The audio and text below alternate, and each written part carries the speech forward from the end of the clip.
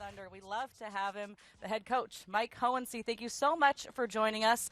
Coach, we got to start with the most recent game, which it doesn't get much tougher than this when it comes to a loss. Of course, a rival right down the street, Spokane, 2-point game.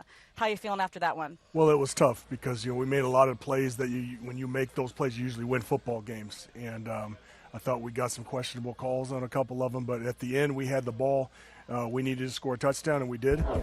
Then we went for two and got it, and then we were called for the center moving his arm before the play started, so they moved us back, and we went back, and we kind of thought they mugged our receiver, and we didn't get the 2-point conversion, and obviously we lost the game. We weren't able to get the onside kick.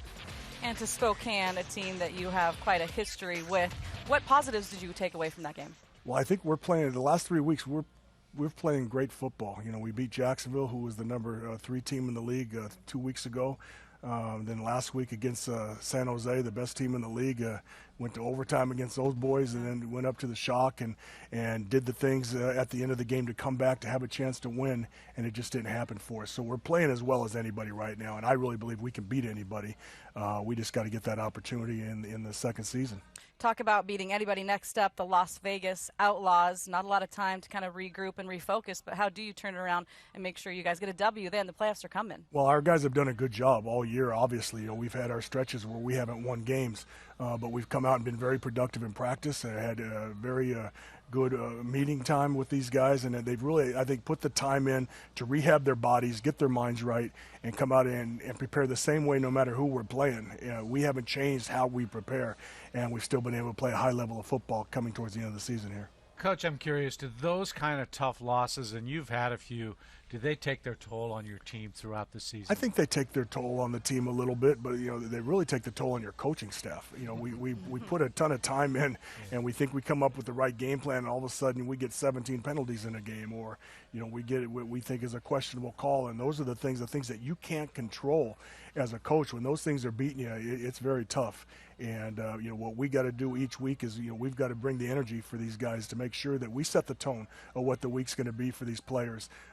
Because it's natural for them to be down. No one likes losing, and a lot of these guys came here because they had a belief that we were going to have a chance to go to the playoffs and make some noise, and we still have that opportunity.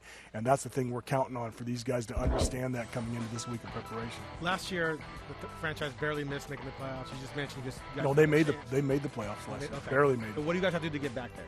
Well, we've definitely got to beat Las Vegas. There's no doubt about it. And then we go out to Arizona. They're probably the second best team in arena football as of right now. But they're beatable. Just like San Jose, I think they're beatable as well. But you've got to bring your A game, and you can't make mistakes. And those are the little ones that that have cost us down the road. And if it was just one guy, that's an easy solution, but it's been one guy here or there, and some of the guys, you had John Martinez on the other day against Vegas in the last minute. We're just running the clock out to win, and the poor kid fumbles the football.